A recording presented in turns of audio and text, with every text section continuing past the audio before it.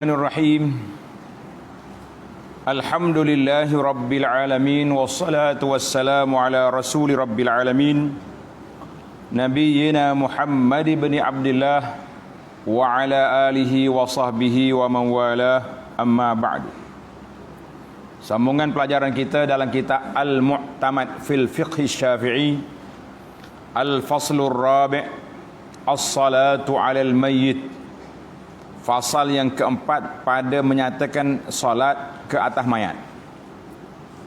Dalam seri lepas kita dah bincang tentang syarat, rukun, cara, doa solat jenazah. Sambungan kita dalam siri ini, siri yang ke-109, iaitu perbincangan 8 isu, 8 perkara yang berkaitan dengan solat jenazah. Tanda. Yang pertama, al-masbuqu fi salatil janazah. Makmum masbuq. Masbuq itu makna tertinggal, terlewat dalam solat jenazah. Apabila orang yang masbuq, tanda pelajar, masbuq itu maknanya orang yang ditinggalkan oleh imam. Imam sudah takbir yang ketiga, dia baru mari. Orang masbuq mendapati imam dalam solat jenazah, hendaklah ia bertakbir ketika itu. Dia mari, Allahu Akbar selalu. Jangan ada cumik kawan. Dan dia termasuk dalam solat. Bila dia takbir, makna dia sudah masuk dalam solat. Dan tidak perlu menunggu takbir imam yang lain. Tak payah kata nanti imam takbir baru aku masuk. Tak, kita begitu, Allahu Akbar selalu. Dikiaskan ke atas seperti solat yang lain, solat biasa. Berdasarkan sabda Nabi sallallahu alaihi wasallam, Nabi kata apa? Ma adraktum fasallu wa ma fatakum fafaqdu. Solatlah apa yang kamu dapati imam di mana keadaannya, dan sempurnakanlah apa yang terluput. Mana hak mun tinggal tadi, kamu tambah balik. Kamu tambah balik. Hadzal hadis rawahul Bukhari. Maka orang yang masbuk bertakbir dan membaca Al-Fatihah sekalipun imam pada takbir yang lain. Kita masuk tu, kita takbir yang pertama kan, masbuk. Imam takbir yang ketiga sudah baca doa. Tidak jadi masalah. Seperti dalam selawat contohnya, imam tengah selawat, maknanya imam takbir yang kedua lah, tengah selawat. Dan doa. Kerana apa yang didapati oleh orang masbuk, maka ia permulaan solat dia. Dan hendaklah menjaga ketertibannya. Susunnya dia, kita jaga molek. 1, 2, 3, 4 takbir. Dan sekiranya imam yang kedua bertakbir, setelah orang yang masbuk selesai dari takbir yang pertama, hendaklah bertakbir kali keduanya bersamanya. Contohnya kita masuk, kita imam duduk yang kedua dah kan? Kita baru takbir yang pertama, kita masuk tu Allahu Akbar, Bismillahirrahmanirrahim, baca Fatihah, imam pun takbir Allahu Akbar, takbir yang berikutnya. Hendaklah bertakbir kali keduanya bersamanya dan gugur bacaan daripada dia. Fatihah kita tadi gugur macam solat biasa juga. Seperti mana jika imam rokok pada seluruh solat yang lain selepas takbiratul ihram orang yang masbuk. Kita mari semaya biasa, maya maghrib, kita masuk lagi Allahu Akbar, imam pun rokok. Kita terus rokok, tak payah baca Fatihah. Sama juga dalam isu solat al-janazah. Maka hendaklah dia rukuk bersamanya dan gugur bacaan Fatihah daripadanya. Itu untuk orang solat biasa. Dan orang yang masbuk solat jenazah mendapati 2 takbir. Sebagaimana orang yang masbuk mendapat rakaat itu dengan rukuk. Dan sekiranya imam yang kedua bertakbir, imam takbir yang kedua dah kita, kan? Imam takbir yang kedua dan orang masbuk sedang membaca Al-Fatihah, maka dia memutuskan Al-Fatihah dan mengikutinya. Kita baca sekerak baru. Iyyaka na'budu wa iyyaka nasta'in. Imam depan Allahu Akbar, kita pun Allahu Akbar lalu. Dan terhasil baginya 2 takbir kerana uzur. Jelas. Kita ni alhamdulillah detail. Bagi orang masbuk dalam salat janazah. Sekiranya imam memberi salam selepas bertakbir orang yang masbuk, maka tidak gugur bacaan daripadanya. Sebab takkan kita nak salam juga. Kita mari imam duduk yang keempat dah. Kita pun Allahu Akbar masuk, imam Assalamualaikum warahmatullahi wabarakatuh. Kamu teruskan baca Fatihah. Jangan kata Assalamualaikum juga, batal. Sebab kita sudah putus hubungan kita dengan imam, sudah tamat bila imam bagi salam. Dan orang yang masbuk adalah menyempurnakan baki takbir-takbir dengan zikir-zikirnya yang wajib dan sunat.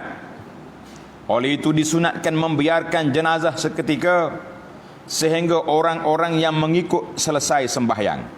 Jadi bila imam Assalamualaikum sudah tu, jangan kita angkat, sabar dulu. Kalau ada lagi orang masbuk belakang duduk Allahu Akbar, tunggu sekejap. Eloknya begitu. Sebab kalau kita angkat, terlangkah orang duduk solat tu, pijak dia kan.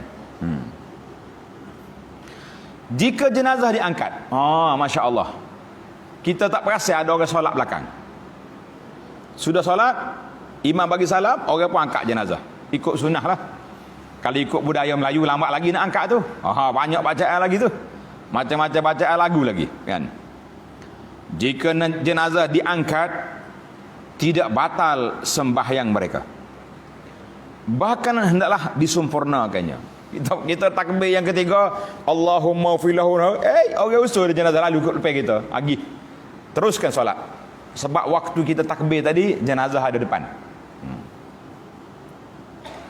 Sekiranya orang yang mengikut dengan imam dari awal sembahyang, mana dia ni daripada awal lagi, takhallafal muqtadi ma'al imam, daripada awal solat lagi dia, lalu dia tidak bertakbir kedua atau ketiga sehingga imam takbir dengan takbir yang selepasnya tanpa uzur, maka batal solatnya. Tu dianya. Bahasa jenis na'udzubillah lah, orang waswah. Allahu Akbar. Dia start takbir tu pelik dah tak? Bismillah tu mai bismillah tu kok. Tu imamnya Allahu Akbar. Takbir yang kedua. Dia waladhdallin tak habis lagi. Tu imam takbir yang ketiga. Dia tak habis lagi Fatihah, batal solat dia. Jangan main-main. Jangan duk main waswah kuat dalam sembahyang ni. Kerana ikutan dalam solat ini tidak zahir kecuali dengan bersamaan dalam takbir-takbir. Jika tertinggal daripadanya, maka seakan-akan dia tertinggal satu rakaat pada selain daripada solat jenazah. Jadi kita kena ikut imam takbir. Dan jika tidak mendapati sembahyang, jika tidak wa illam yudrik, jika tidak mendapati solat dengan imam sama sekali, kita masuk Assalamualaikum warahmatullahi, tu imam siap dah. Orang pun usul jenazah, mu jangan pula hunggah belakang jenazah tu Allahu Akbar, Allahu Akbar. Tidak ada macam tu. Dah, mana tu ambak jenazah, jangan. Maka bolehlah dia ikut jenazah pergi solat di mana? Di atas kubur. Tak ada masalah. Dah orang usul, dah tak wajib. Betul-betul nak solat, ada ikut jenazah di kubur. Kita nak cepatkan proses jenazah. Dah mari lambat buat apa? Kenapa kamu lambat? Jelas kepada kita bahawa takbirat salatul janazah tak boleh kita delay, tak boleh kita lewat seolah-olah macam kita tidak rokok sekali dengan imam dalam solat biasa. Sebab itulah anak rasa terkilan apabila selepas pada takbir yang ketiga ada sebahagian daripada imam kita ni laju, dia baca doa sekejap terus takbir keempat. Kita yang hafal doa ni sikit-sikit berasa nak perhabislah doa dalam salat. Itu yang sunnahnya, itu yang ada dalam kitab. Dia paksa kita supaya berhenti doa, takbir sekali dengan dia, lepas tu pergi doa lepas salat, kita kata ini sudah merubah tempat, sebagaimana dalam siri yang lepas yang telah kita bincangkan. Baik, tamat. Isu yang kedua, tanda nombor tak nombor 2. Isu yang kedua, as-salatu 'alal ghaib. Sembahyang jenazah ghaib. Apa makna jenazah ghaib? Pelajar, jenazah yang tak ada depan kita. Dia duduk di negara lain. Contohnya orang ni mati di Mekah, orang ni mati di Afrika, mati di mana-mana lah kan. Kita duduk sini. Tapi jangan orang mati sini kita duduk di belah kampung tu, tak boleh. Nak negeri yang jauh, Kuala Lumpur ke. Jika mayat gaib dari negeri itu jauh mana jarak dia, maka boleh disembahyangkan, boleh kita solat. Sama ada di arah kiblat atas lainnya, maksudnya mayat duduk belah sana, depan kita lah, ataupun dia duduk belakang kita, tak kira. Akan tetapi orang yang solat adalah menghadap kiblat. Kita yang solat tu ikut kiblat lah, tak kira lah mayat dia belah mana. Tidak ada perbezaan antara jauh atau dekat jarak dua negeri itu. Seperti mana yang diriwayatkan oleh Imam Abu Hurairah radhiyallahu anhu, bahawa Nabi kita sallallahu alaihi wasallam na'an Najashi fil yaumil ladzi mata fihi ila akhiri. Bahawa Rasulullah sallallahu alaihi wasallam mengumumkan kepada orang ramai mengenai kemangkatan kematian Raja Najashi. Raja Najashi mati. Bila tengok nota di bawah tu, pada bulan Rajab, nota bawah nombor 2, pada bulan Rajab tahun yang ke-9 Hijrah. Tahun yang ke-9 Hijrah. Kan? Nama Raja Najashi itu Ashumah. Dengan sad, Ashumah. Nama apa dia? Ashumah.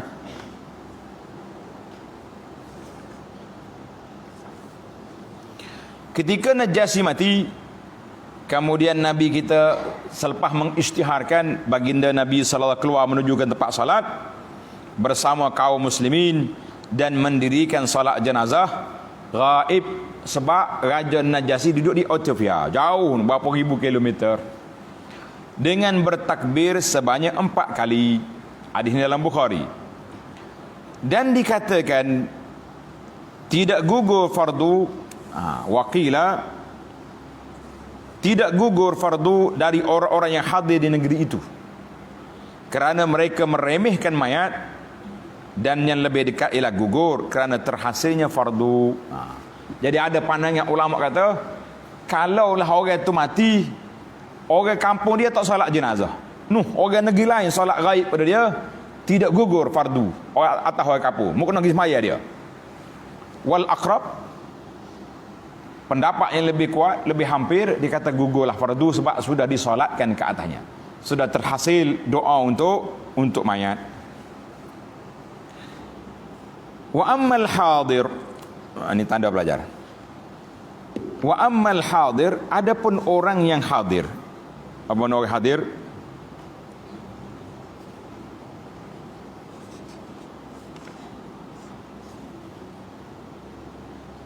Masya Allah, tertinggal 3 baris kitab tidak diterjemahkan. Tanda belajar, tulis dia.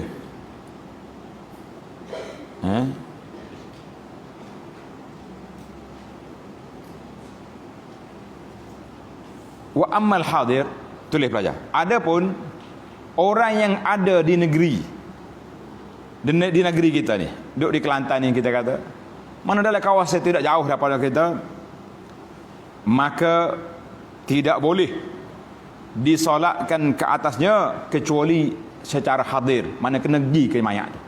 Jangan duduk main dia. Mana orang mati tu, kapus sebelah, mayat gaib tak segi lah, tak boleh. Walaupun besar negeri itu, kita kata macam negeri Kelantan lah, kita duduk kalau kera orang mati di Macang, pergilah solat, jangan duduk mayat gaib sini.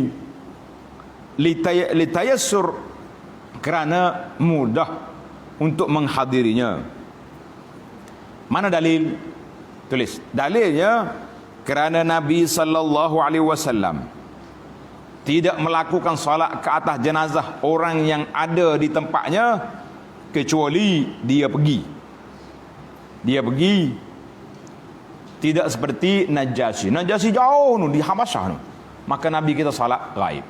Mana solat gaib ni orang dekat tak boleh, kena pergi solat. Sama ada di masjid, di rumah dia atau di atas kuburnya. Jangan main pos laju tak boleh.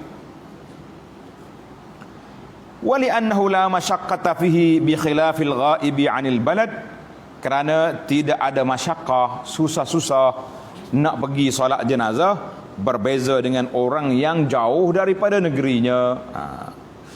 Berapa baris tak ada? Kita ni telah menggugurkan 3 baris. Allahul musta'an. Kita berpindah kepada isu yang ketiga. Tulis, isu yang ketiga, al-aula bis salati 'alal mayyit.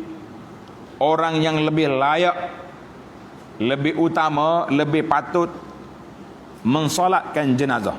Siapa dia orang yang lebih layak solat ke atas jenazah ni? Jadi imam dia ke? Solat ke atas dia siapa? Tengok nota, tengok kitab. Sesungguhnya orang yang layak mensolatkan jenazah itu ialah bapaknya, ayah dia dulu. Orang utama, anak dia mati, ayah kena solat. Kemudian datuk, atuk dia. Kerana usul tu asal keturunan dia, tulis. Lebih banyak belas kasihannya daripada furu', daripada cabang dia. Cabang dia tu anak lah. Mana darjat yang pertama, tulis, buat carta. Kumpulan yang pertama ayah dengan atuk. Kumpulan yang kedua anak. Kemudian cucu. Kemudian saudara, adik-beradik seibu sebapa. Kemudian saudara sebapa. Kemudian anak saudara. Kemudian bapa saudara sebelah bapa. Kemudian anak bapa saudara atas urutan asabah. Asabah ni orang-orang yang boleh terima pusaka lebih pada harta, dia diambil oleh ashabul furu', nama dia asabah. Mana biasa orang laki-laki belakang tu. Kemudian kaum kerabat yang lain yang tak terima pusaka, dia panggil zawil arham, al-aqrab. Maka didahulukan yang paling dekat dan seterusnya. Kita pergi ke sepupu dia, sepapak dia, ikutlah siapa-siapa. Itu yang patutnya.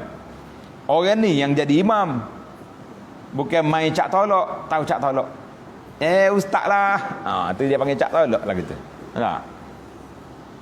Kerana maksud dari solat jenazah ialah mendoakannya. Dalam bab doa, ana ada sebut bahawa doa kepada jenazah itu ialah al-maqsad al-a'la. Objektif yang terbesar dalam solat jenazah ini, kita nak doakan untuk si mati. Jadi kita janganlah buat ringan-ringan dalam solat, doa ringkas sebab nak doa lepas solat. La, kita kata kembalikan ke tapak dia yang asal. Kerana maksud dari solat jenazah ialah mendoakannya, dan doa kaum kerabat lebih diharapkan pengkabulan kerana mereka lebih bersedih ke atas mayat dari selainnya, maka mereka lebih layak diutamakan solat jenazah. Tidak ada jalan bagi suami dalam mensolatkan mayat dengan wujudnya kaum kerabat dari nasab. Oh, Masya Allah. Orang yang paling sedih dia, adik-beradik dengan suami, sedih suami lagi. Tapi dalam masalah ini, suami ke tepi. Keturunan dia tu lebih kuat. Jika tidak didapati seseorang dari mereka, tak ada adik-beradik yang pandai ataupun tak wujud, tak mari, maka didahulukan suami ke atas orang asing. Adik-beradik dia tak boleh belakang, suami. Dan didahulukan lelaki asing ke atas isteri. Kalau ada orang lelaki, isteri dia tak boleh solat, jadi imam tak boleh. Kerana tidak ada jalan bagi isteri menjadi imam. Mak imam tak ada, pak imam ada. Sehingga didahulukan anak kecil yang mumayyiz. Yang mumayyiz ni budak masuk sekolah lah, darjah sekolah rendah dah. Yang asing ke atas wanita kaum kerabat. Dan lelaki lebih utama dari wanita yang mengimami wanita dalam seluruh solat kerana imamnya lebih sempurna. Boleh je orang perempuan jadi imam sama dia. Jangan imam kau ada lelaki, itu jadi geng liberal nama lagu tu. Dan jika tidak didapati seseorang selain kaum wanita, makalah mereka mensolatkan mayat secara bersendirian tanpa imam. Dengan muslimat. Contohnya kita ni pecah kapal, pergi ke pulau ni. Seorang laki-laki ada, lain semua perempuan belakang. Hak laki-laki ni mati. Nampak mana? Maka orang perempuan boleh solat jenazah tapi secara seorang-seorang individu, tidak berjamaah. Tidak berjamaah. Macam-macam kan. Bersendirian bighairi imam. Jika bertemu dua wali dalam satu darjat. Dua wali dalam satu darjat. Contohnya perempuan ni mati, dua adik-beradik dia ni alim belaka. Macam mana kita nak, siapa nak jadi imam? Hendaklah didahulukan yang lebih tua. Hak lebih utamanya yang lebih tua dan lebih adil, mana lebih warak, lebih alim. Kerana doanya lebih diharapkan pengkabulan dan biasanya orang yang lebih alim, lebih khusyuk. Jika tidak didapati, maka dahulukan yang lebih qari, lebih faqih. Mana qari ni orang pandai baca Quran sedap, bukannya pandai berlaku. Kita bukan musabaqah Quran di sini, kita nak salat jenazah. Kerana dia lebih afdal dan sembahyangnya lebih sempurna. Jika kedua-duanya bersamaan, hendaklah dibuat undian. Masya Allah, dua wali dia sama alim, sama warak, sama hebat, kembar pula. Kita undilah siapa dia nak jadi tu imam. Masya Allah. Ini dalam kitab, realitinya tak sedut mengundi lah. Hak akan ditolak jadi imam siapa? Ustaz, pak imam. Ada setengah tempat YB mau jadi tu imam. Ini bukan tempat ustaz dengan tu imam dengan YB ni. Ini keluarga yang terdekat, itu lebih utama. Tapi apa boleh buat, seperti yang anda sebut dah, solat jenazah ini antara solat yang cukup payah. Payah ke tidak? Payah. Padahal dia tidak ada rokok, tak ada sujud, tak ada kunut, tak ada tasyahud. Jika mayat tidak dihadiri oleh asabah dan kaum kerabat. Tanda pelajar, asabah itu mana keluarga dia, laki-laki yang dekat dengan dia, yang penerima pusaka yang kuat. Itu mana asabah. Kaum kerabat ni hak tak terima pusaka. Dan dihadiri oleh orang asing, mana orang yang tidak keluarga lah, orang asing, bukan orang putih. Orang asing ni maksudnya orang yang bukan keluarga. Atau dihadiri oleh kaum kerabat, akan tetapi mereka enggan menjadi imam. Ni terjawab soalan kita ni. Banyak ke masyarakat kita hari ni, anak dia ada, ayah dia ada, adik-adik, ustaz, boleh ke tak boleh? Tengok. Maka kalau dia tak mau, maka hendaklah didahulukan orang yang lebih layak menjadi imam dari orang-orang asing itu dalam seluruh sembahyang. Kita tengoklah dalam ramai-ramai ni siapa lebih layak? Ustaz, pak imam, tuan guru, kita minta dia jadi imam. Alhamdulillah. Selesailah kita masalah yang keberapa? Isu yang ketiga. Kita berpindah pula kepada isu yang keempat. Tanda letak nombor. Kita ada 8 perkara semua ni. Isu yang keempat, al-intizaru bil mayyiti was salati alaihi thaniyan. Penundaan, menangguhkan dan disolatkan kali kedua. Kita sudah semaya dah, jangan tanya lagi, nak tunggu dulu. Ada anak tak siapa, ada waris untuk hari lagi, boleh ke tak boleh? Ini jadi masyarakat kita kan. Sudah kita solat kak, tunggu dulu, ramai lagi tu waris tak siapa tu. Macam mana? Jawab, tengok jawapan dia. Apabila mayat telah disolatkan, maka sunat bersegera mengebumikannya. Pikul, jangan tunggu. Dan tidak menunggu kehadiran seseorang kecuali wali dia tak sampai lagi. Tunggu. Maka mayat boleh ditunda pengebumiannya selama tidak ditakutkan berubah. Kalau kita tunggu sampai busuk mayat lah. Jika ditakutkan berubah, tidak boleh ditunggu, kerana menjaga mayat. Ini kaedah menjaga mayat. Menjaga mayat ini apa ni, aula li'anna mura'at, menjaga mayat lebih penting daripada kehadiran wali. Dan penungguan itu jika wali berada dalam jarak yang dekat. Kalau tu wali dekat, berapa minit lagi? 5 minit. Tunggu ya. Berapa minit lagi? 5 jam. Kubur hantar mayat. Apabila hadir seseorang atau jemaah setelah mayat disolatkan, ada orang mari pula, maka boleh mensolatkan, boleh pergi solat lagi. Dan solat mereka jatuh sebagai fardu kifayah, walaupun sembahyang pertama sudah menggugurkan dosa yang lainnya. Kalau mari orang lain pula boleh. Siapa dia mari, keluarga dia ke, solat. Disolatkan kali kedua setelah dikebumikan, boleh juga. Tak apalah, kita malah tunggu dah. Pergi kubur lalu. Usur mayat pergi kubur, orang baru sampai, solat atas kubur. Seperti mana yang diriwayatkan oleh Abu Umamah As'ad bin Sahal. Tulis As'ad bin Sahal radhiyallahu anhu, bahawa telah meninggal dunia malam tadi. Anna miskinatan. Tulis ada meninggal benda tu.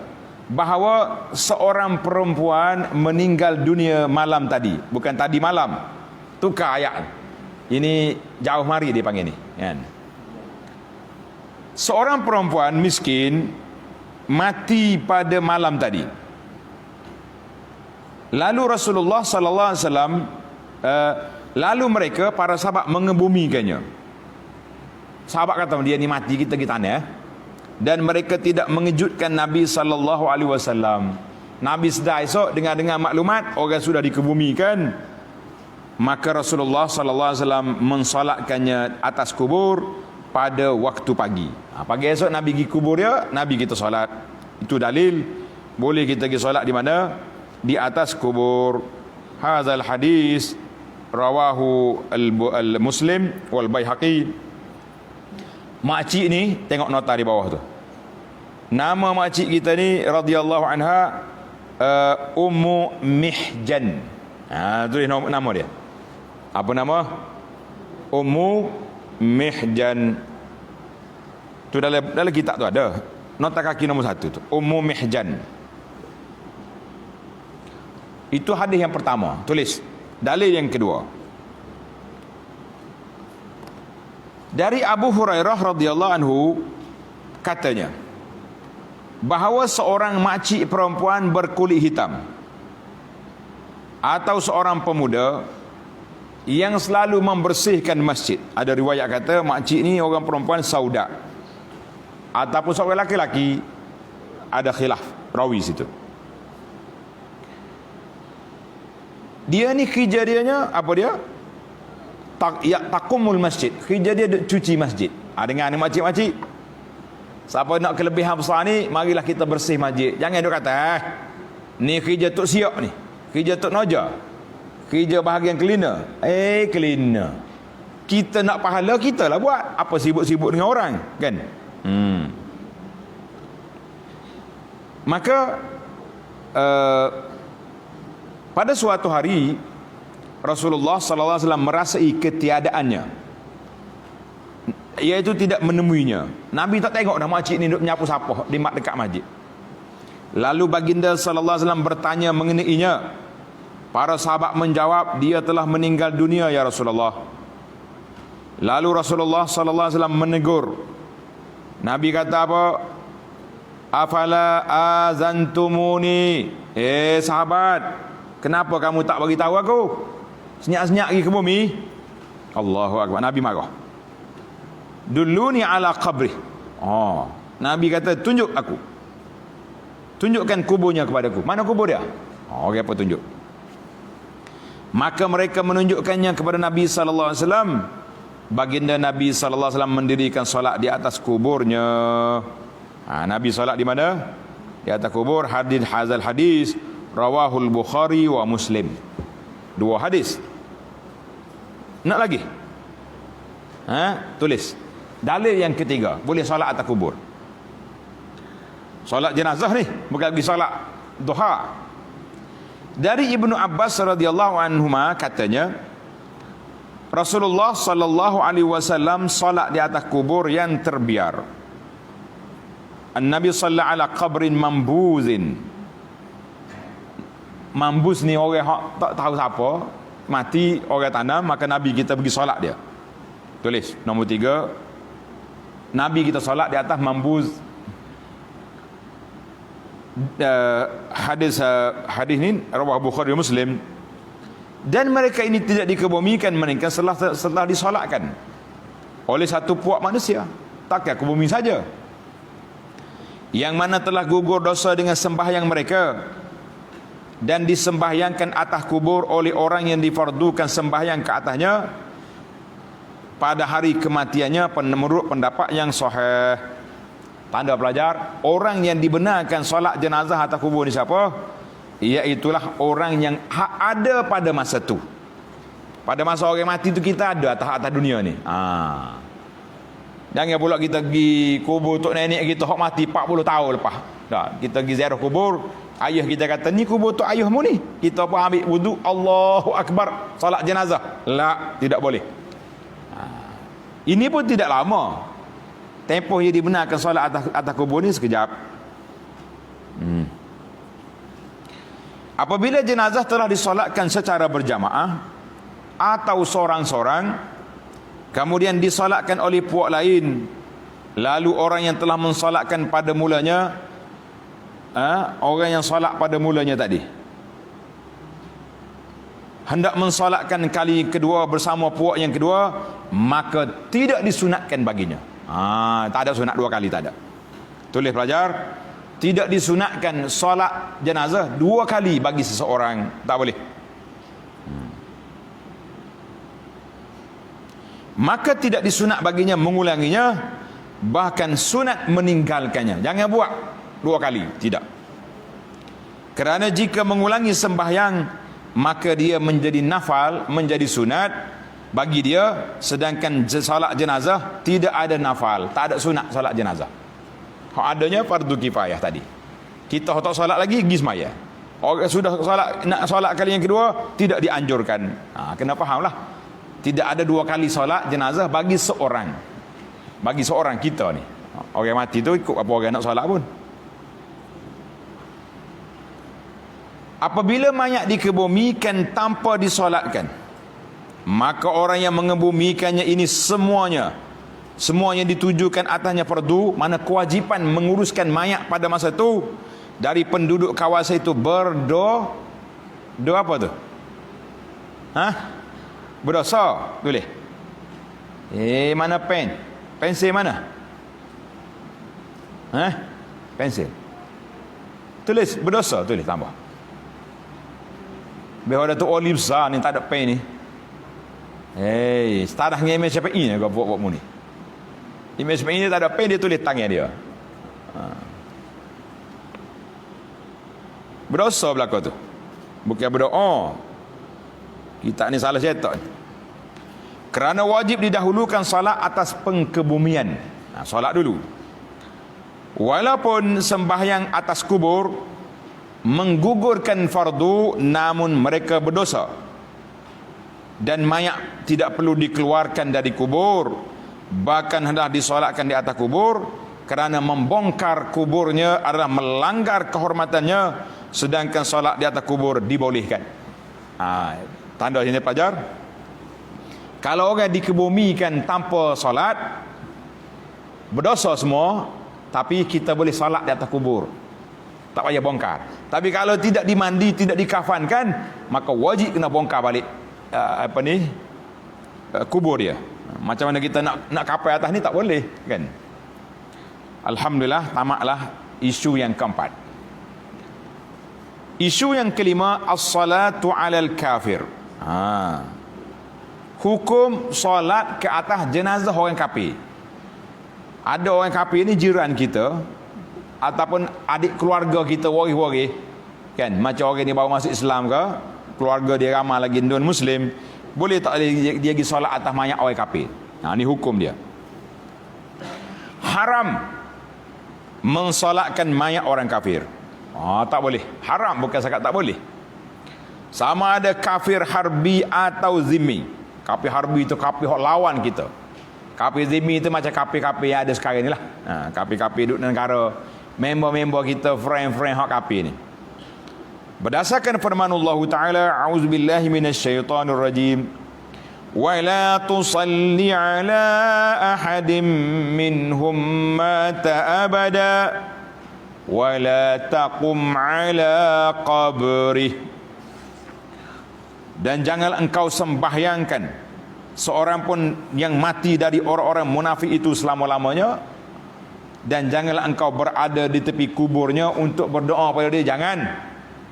Ayat ini surah At-Taubah ayat 84. Kerana sembahyang untuk meminta keampunan, sedangkan orang kafir tidak diampunkan dosa dia dan tidak boleh meminta keampunan baginya. Berdasarkan firman Allah Ta'ala, Inna Allah la yaghfiru an yushraka bih. Sesungguhnya Allah tidak akan mengampunkan dosa syirik, mempersekutukannya dengan sesuatu apapun jua Allah Ta'ala tidak ampunkan. Sebarang bentuk syirik. Surah An-Nisa ayat 48. Baik. Jangan semaya atas orang kafir. Ni kita ni dia panggil setengah orang ni pray. Doa pun tak boleh. Baik. Tulis tepi kita, mayat bercampur. Macam kes kapal terbang jatuh, na'udzubillah. Mayat dia bercampur. Mana nak kenal orang ni, kaki orang ni, kepala tangan orang ni kan. Macam mana kita nak buat? Sekiranya kaum muslimin bercampur dengan orang-orang kafir dan tidak dapat dibezakan, wajib dimandikan semuanya, dikafankan dan disolatkan ke atasnya, dan lebih utama disolatkan ke atas semuanya sekaligus, dan diniatkan sembahyang ke atas kaum muslimin. Kita niat kita semaya ke orang Islam, hak kafir tak masuk. Dan jika disolatkan seorang demi seorang, diniatkan jika dia seorang Islam, maka sembahyangnya untuk dia. Kerana sembahyang beralih kepada mayat dengan niat, dan percampuran tidak mempengaruhi niat, dan kerana mandi dan kafan dan sembahyang wajib kepada orang Islam, dan di kalangan mereka ini ada kaum muslimin, maka kita mandi belaka, kita niat untuk orang Islam. Sedangkan tidak dapat tercapai pelaksanaan kewajipan itu melainkan dengan meliputi seluruhnya. Mana kita nak selesai orang Islam, nak macam mana? Tak nak beza, mandi belaka, maka wajib dilakukan demikian. Sama ada bilangan kaum muslimin lebih banyak, lebih ramai atau lebih sedikit.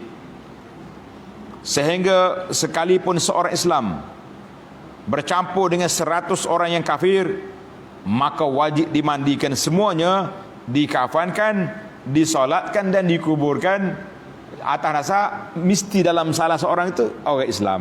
Masya Allah, tabarakallah. Tamat. Isu yang keenam, as-salatu alal udu, sembahyang ke atas anggota. Ada ke orang hari ni dia aksiden cabut kaki sebelah? Ada? Tua hidup. Ataupun dia pergi ke kecil mani, kena potong kaki dia. Buat balik kaki. Solat ke tak solat? Ini satu isu. Satu lagi isu, orang ni aksiden hancur lebur semua. Ninggal 12 tangan ada. Ataupun tenggelam dalam air, nyemakan di ikan habis, kita jumpa pohon dia ya. Nak solat ke tidak? Itu soalan. Tengok. Apabila didapati anggota seorang Islam yang diketahui kematiannya bukan mati syahid. Syarat dia bukan mati syahid. Mati syahid kita pergi dalam isu yang ke-8. sekalipun bahagian mayat itu kecil, jumpa tangan dia ya, maka hendaklah disolatkan dengan maksud keseluruhan setelah kewajipan memandikannya seperti mayat yang hadir. Kita mandilah tangan dia tu, lepas tu kita pun semaya. Kerana pada hakikatnya ia adalah salat ke atas mayat yang gaib. Macam jadi mayat gaib dah. Denuk yang ada sini, ada kepala sikit yang gini, ada kepala sikit saja. Kerana pada hakikatnya ialah ada sembahyang ke atas mayat yang gaib, dan tempat sembahyang atau keseluruhan mayat. Jadi kita kira ibu ni sikit, hak lain tu baik. Jika diketahui ia telah dimandikan, jika tidak dimandikanlah diniatkan sembahyang ke atas anggota itu saja setelah dibasuhnya. Kita kata orang ni mandi dah ni, tak tahu mana ni. Kalau tidak kita niat anggota itu saja. Jika diragukan pada demikian, maka diniatkan sembahyang ke atas mayat jika dia telah dimandikan. Mana kita niat semaya ni kalau mayat tu sudah dimandikan. Dan mudarat ta'liq niat pada yang demikian. Dia kata apa ni? Mudarat. Wala yadurru. Bahaya tengok. Dan tidak tulis tambah. Tidak mudarat. Tidak mudarat ta'liq. Makna ta'liq tu kita gantung niat. Kalau sudah mandi aku sembahyang ni. Gitu. Pada demikian. Dan tidak mencacatkan sembahyang ini dengan keghaiban bakinya. Hak lebih lagi hak tak ada tu tidak mencacat. Mana kita boleh teruskan solat kita ni, alhamdulillah. Baik. Tadi ana bagi tahu ada dua kategori kan. Kategori hak ni tuannya sudah mati. Tinggal tangan, tinggal kaki, tinggal kepala, maka kita mandi dia, lepas tu kita solat di tanah. Hak tubuh-tubuh lain lagi tu kita kira hak tu jadi mayat gaib. Adapun tuannya hidup, tulis pelajar. Sekiranya tuannya masih hidup, kakinya dipotong, macam orang kecil manis tu kaki kena potong kan, maka kaki itu tidak disolatkan dia. Nak mayat apa? Mayat kaki mati. Mayat hidup, lah tuan dia masih hidup, maka kita ambil kaki, buku-buku pergi tanah supaya tidak dimakan oleh anjing, tidak dimakan oleh kucing dan sebagainya, atas dasar menghormati jenazah tubuh manusia. Kita dah belajar dalam kitab yang mengatakan tubuh manusia ni semuanya tahir, bukan najis. Ingat, kalau tuan dia mati tinggal anggota sikit, kena solat. Tapi kalau kita potong anggota, tuannya hidup, tak payah solat. Jelas tu. Tulis dah. Tulis. Kita berpindah kepada isu yang ketujuh. As-salatu 'ala at-tifli, as-salatu 'ala at-tifli was-sakt. Solat ke atas anak kecil ataupun kandungan yang gugur. Kita nak solat atas syak tu, makna dia panggil kandung yang gugur.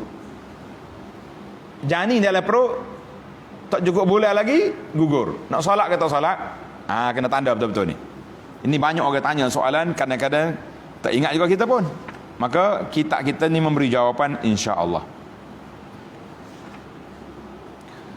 Wajib disolatkan anak kecil yang belum baligh dengan ijma'. Maknanya kanak-kanak ni sudah sempurna kejadian dia, sudah keluar ke alam dunia ini dengan sempurna.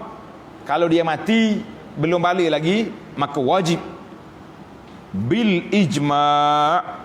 Wajib bukan main-main. Ijma' ulama kena semaya. Tak kata budak ni tak berdosa, tak apalah, kita solat, kita doakan dia ni menjadi aset besar kepada ibu bapa dia di akhirat nanti. Besar pahala tu kan, besar kelebihan. Serta wajib dimandikan dan dikafankan seperti orang dewasa.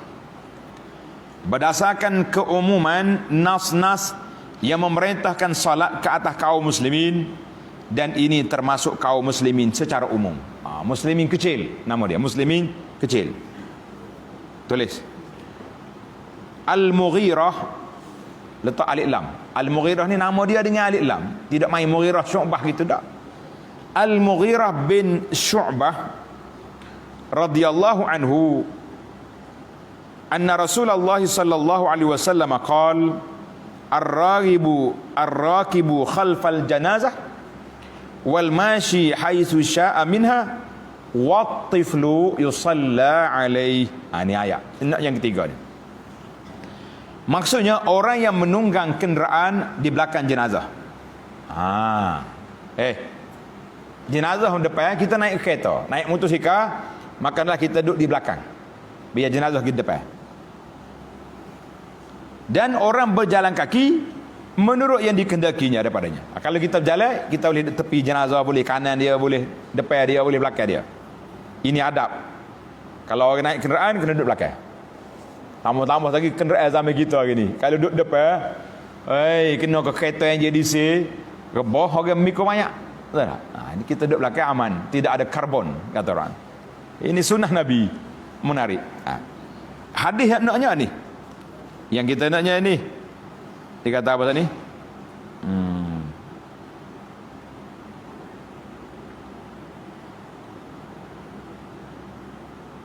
Dan anak kecil disolatkan ke atasnya. Anak kecil disolatkan atasnya.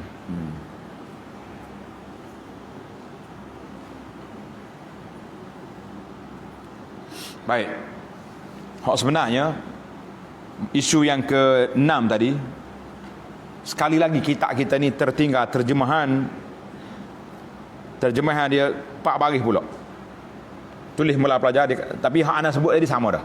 Dia kata walau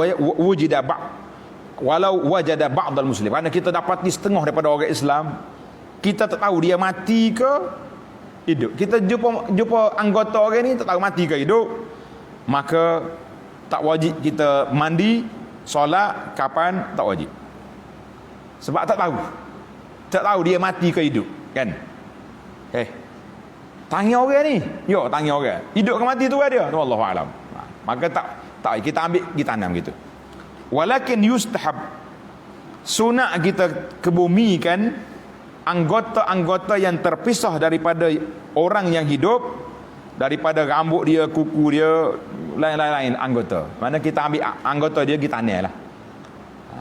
Tapi kalau kita betul-betul confirm dia ni hidup, macam tadilah orang kena potong kaki ke apa benda, maka hal tu tak payah mandi, pergi tanah je. Alhamdulillah. Tanda pelajar, di sini ada 3 baris lagi terjemahan gugur. Masya Allah. Baik, balik semula kepada tajuk kita. Adapun kandungan yang gugur dari rahim ibunya. Hak tadi isu kita yang pertama tadi, yang apa ni? Yang awal tadi kanak-kanak kan. Kanak-kanak mesti disolat, dimandi, dikafan, solat.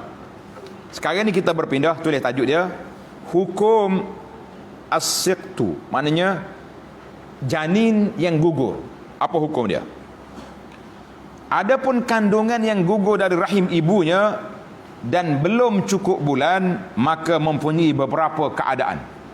Keadaan yang pertama, jika diketahui hidupnya seperti menangis, dia keluar atau bunyi nangis dan mati setelah itu, bunyi wah tu mati, mana confirm lah dia keluar tadi hidup kan, maka hukumnya sama seperti orang dewasa, wajib dimandikan, dikafani dengan 3 helai kain, disolatkan dan dikebumikan, kerana diyakini kematiannya setelah hidup. Seperti mana yang diriwayatkan oleh Jabir bahawa Nabi sallallahu alaihi wasallam bersabda, Nabi kata apa?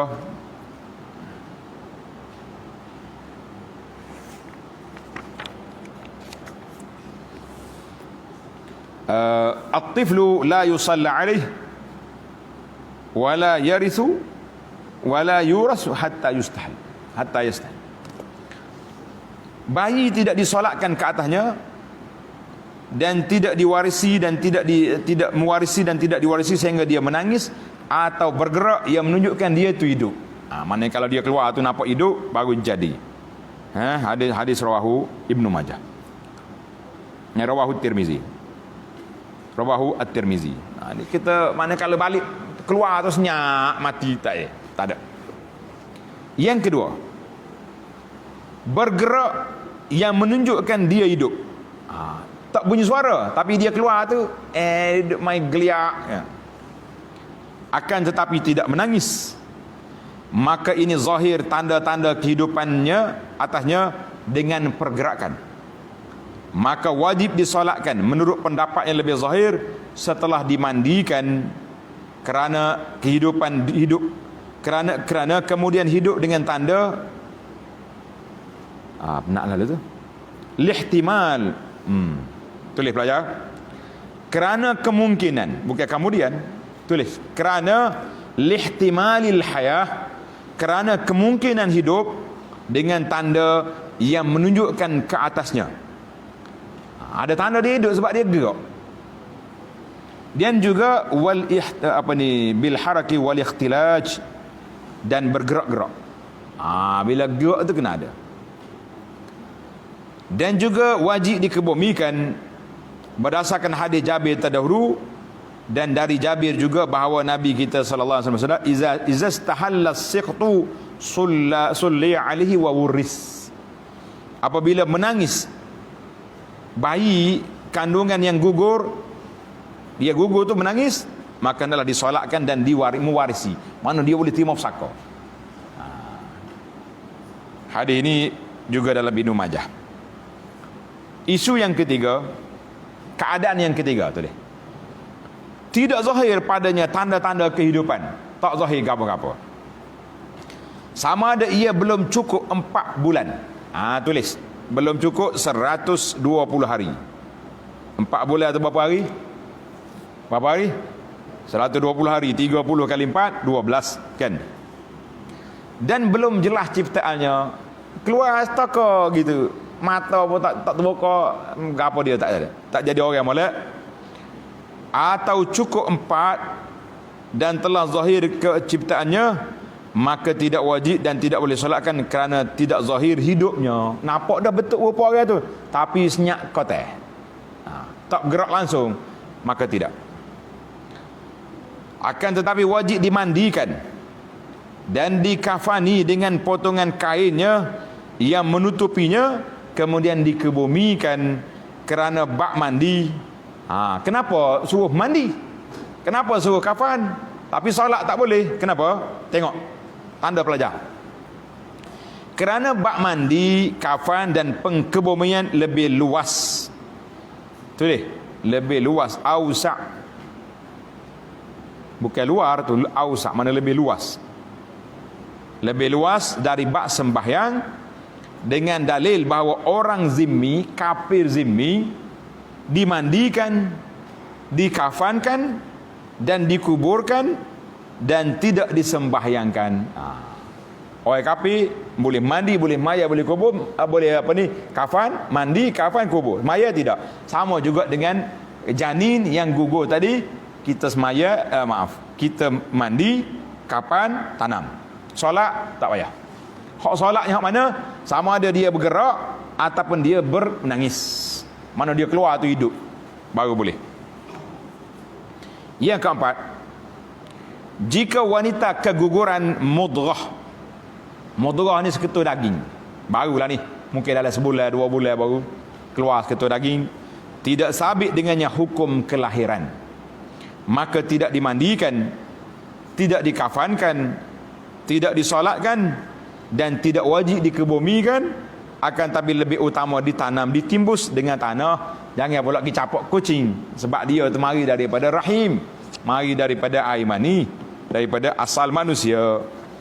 Tamaklah kita isu kanak-kanak sesah, isu janin yang lahir, yang gugur, maka tengok keadaan.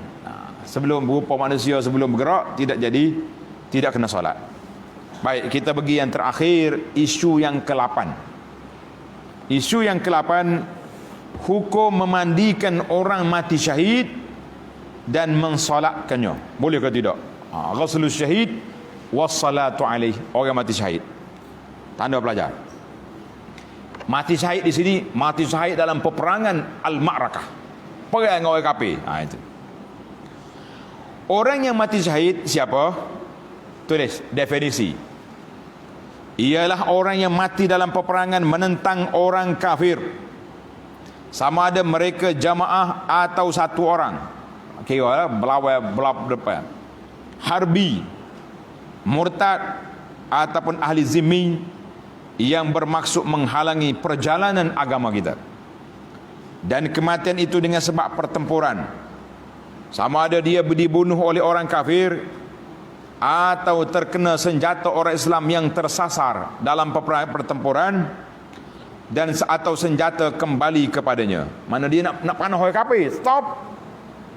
Putus tali, kelacak ke dia punya musuh, mati dia. Itu pun dikira syahid sebab benda itu berlaku dalam medan peperangan.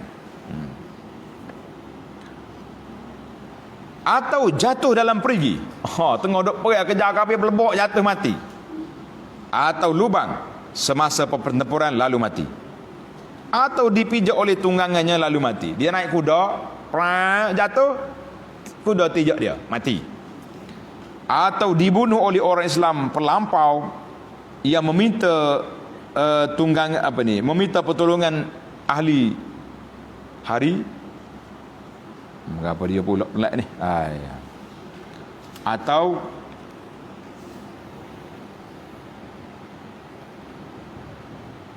qatalahu muslimun bagh, dibunuh oleh orang Islam yang pelampau. Tulis, yang baghi, pelampau, golongan ekstremis, teroris, bunuh dia. Yang meminta pertolongan dia. Bihi ahlul harbi, bukan ahli hari itu, ahli harbi. Maknanya puak kapi harbi minta tolong orang Islam ni lawan puak kita. Atau dibunuh oleh orang kafir dengan cara sabar, maksudnya orang kafir ikat kita mati. Itu mana sabar. Atau tercetus pertempuran dan tidak diketahui sebab kematiannya, sekalipun tidak ada kesan darah padanya. Mana orang ni mati tapi tak ada kesan darah, tak ada kesan luka. Tak tahunya kafir buat orang ke dia. Tak, boleh jadi dia tengah jalan sakit jatuh bong mati. Tapi dalam peperangan. Kerana yang zahir bahawa kematiannya adalah dengan sebab peperangan, juga diiktibarkan syahid apabila mati sebaik saja berakhir peperangan dengan sebab luka yang dipastikan kematian dengannya. Mana dalam perang tak mati tapi sakit-sakit, esok mati, sama juga. Adapun jika masih hidup dengan luka itu kemudian mati dengan sebabnya, maka bukan syahid. Boleh dah baru mati, tak jadi. Demikian juga orang yang mati dalam memerangi orang yang menganiakannya, bukan mati syahid. Orang yang mari nak curi barang kita lawan, mati. Itu syahid, dia panggil syahid dunia, syahid akhirat, bukan syahid dunia. Maknanya dunia dia kena mandi, kena kafan, kena sembahyang. Begitu juga orang yang mati dalam peperangan bukan dengan sebab pertempuran, seperti sakit, mati mengejut atau dibunuh oleh orang Islam dengan sengaja. Hak ni hak bukan dalam peperangan ni, hidup menunggu perang gitu yang mati. Tak jadi. Baik. Itu dia panggil definisi kategori orang mati syahid. Orang yang mati syahid, ini hukum dia. Tidak dimandikan dan tidak disolatkan kerana dia hidup dengan nas Al-Quran. Bal ahya'un inda rabbihim yurzaqun. Dan seperti mana riwayatkan oleh Jabir bahawa Rasulullah sallallahu alaihi wasallam menyuruh mengebumikan para syuhada Uhud dengan darah-darah mereka. Mereka tidak dimandikan dan tidak disolatkan. Allahu Akbar. Panjang dia punya cerita. Tak mandi, tak solat. Tengok hadis dalam Bukhari Muslim. Baru ni dulu ada orang ceramah, dia kata Nabi tak mandi orang mati dalam peperangan Uhud sebab tidak ada air. Kita kata puak cik ni memang tak belajar kitab sirah. Tak belajar kitab sirah. Tuan-tuan kena ingat, waktu Nabi perang, tepi bukit, tempat melontar, tentera mana ada payah situ. Dia panggil Wadi Qanat, memang ada air. Itu ayuh ni nak bercakap boleh. Ni tak mengaji sirah, jangan bercakap benda tak tahu kan. Hikmah, tulis belajar, tulis. Hikmah tidak dimandikan orang mati syahid. Kenapa? Hikmah pada yang demikian ialah mengekalkan kesan syahadah, kesan kematian ke atas mereka, penghormatan bagi mereka tanpa memerlukan doa orang-orang yang sembahyang, dan mereka akan menemui Allah dengan luka-luka dan darah mereka yang sabit bahawa ia datang pada hari kiamat seperti kasturi.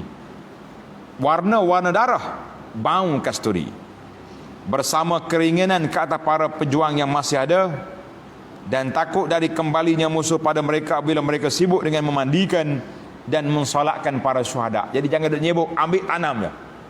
Jangan duk tunggu nak maya nak kapal pula, gagal pula mari orang kapal suria kita. Contohnya Rasulullah sallallahu alaihi wasallam bersabda, Nabi kata apa ni?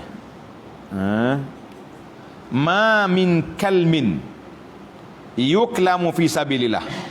Tengok terjemahan dia. Ma min kalmin.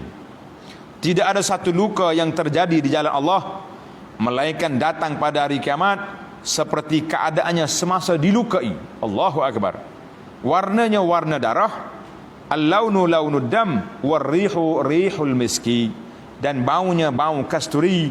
Hadis ini dalam Bukhari. Hadis ini dalam Bukhari. Anda jumpa sebuah kitab terjemahan, dia terjemah ma min kalmin. Tidak ada mana-mana ucapan. Bukan ucapan ni, luka. Kalmin dengan mana luka. Atau orang Arab kata kalmul lisan anka min kalmis sinan. Luka kerana mulut, kerana lidah lebih tajam daripada luka yang kerana senjata. Kita ni senjata, luka sini. Luka kerana kata-kata tergoris di mana? Dalam hati. Itu lebih dahsyat. Baik. Tengok Imam Nawawi ayat. Nota nombor 1 di bawah. Imam Nawawi berkata, orang yang mati syahid ada 3 bahagian. Syahid pada hukum akhirat, iaitu tidak dimandikan dan disolatkan, dan hukum akhirat dengan makna bahawa dia mempunyai pahala khusus, dan mereka hidup di situ mereka beroleh pahala hukum syahid akhirat, tidak dimandikan dan disolatkan. Tidak dimandi, tidak disolatkan lah.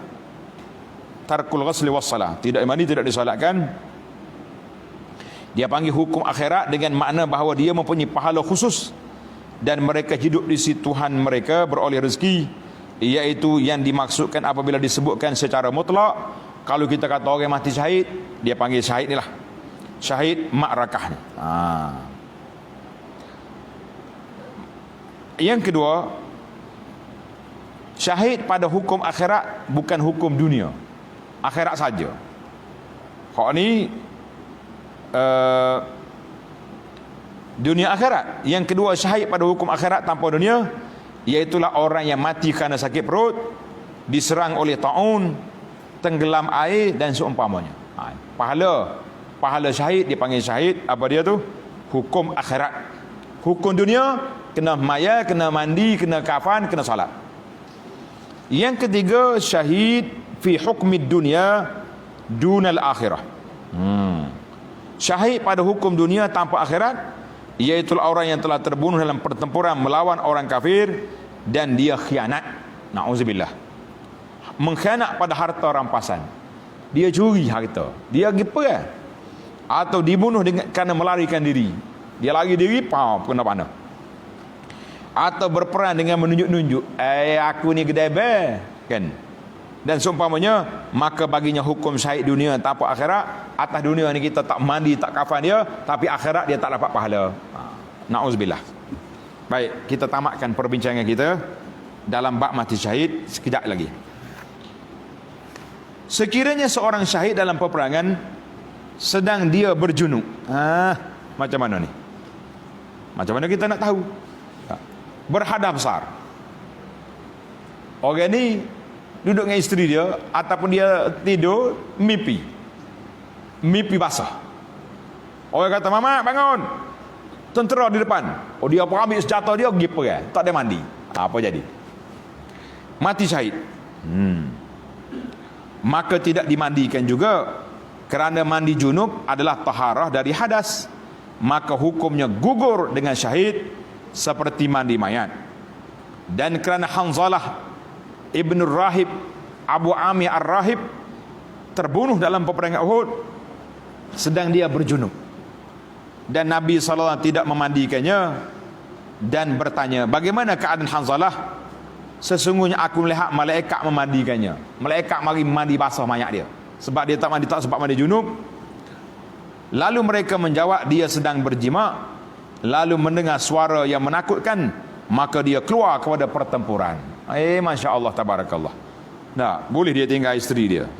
Sekiranya mandi itu wajib, nascaya ia tidak gugur dengan perbuatan malaikat, dan nascaya Nabi SAW menyuruh memandikannya. Itu dalil. Istimbak dianya, kalaulah wajib mandi, Nabi suruh mandi. Sekiranya orang yang mati syahid terkena najis selain daripada darah, bukan darah syahid, najis lain kena, berkaitan dengan syahadah yang, maka wajib dibasuh. Kena basuh. Sekalipun yang demikian menghilangkan sebahagian darah syahadah, kerana najis itu bukan dari kesan syahid. Adapun darah syahadah maka haram dibuang, kerana sabitnya larangan memandikan orang yang mati syahid, dan ia adalah kesan kepada ibadat. Allahu Akbar, besar kedudukan mereka. Orang yang syahid dikafankan seperti orang lain. Kita kafan dia. Akan tetapi sunat dikafankan dengan pakaiannya yang berlumuran darah, seperti mana yang diriwayatkan oleh Jabir. Katanya, seorang lelaki terkena panah pada dada atau tekaknya, lalu meninggal dunia. Masya Allah. Lalu dikebumikan dengan pakaian sebagaimana keadaannya, dan kami bersama Nabi SAW pada ketika itu. Tengok ni, hadis ni riwayat Abu Daud bi isnadin hasan. Yang dimaksudkan ialah pakaian dipakai ketika meninggal, dan yang biasa dipakainya sekalipun jika ia tidak berlumuran darah. Dan pakaian yang berlumuran darah lebih utama dari selainnya, iaitu lebih sempurna dan lebih afdal. Jika dia tidak mempunyai pakaian menutup seluruh tubuhnya, wajib ditayamumkan dia. Kalau tak ada pakaian, kena tayamum.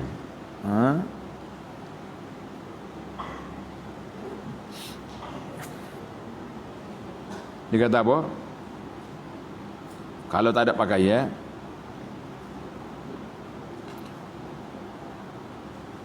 wa illam yakun thawb, wa illam yakun thawb satiran li jami'il al-badanihi tammama. Jauh tu cara.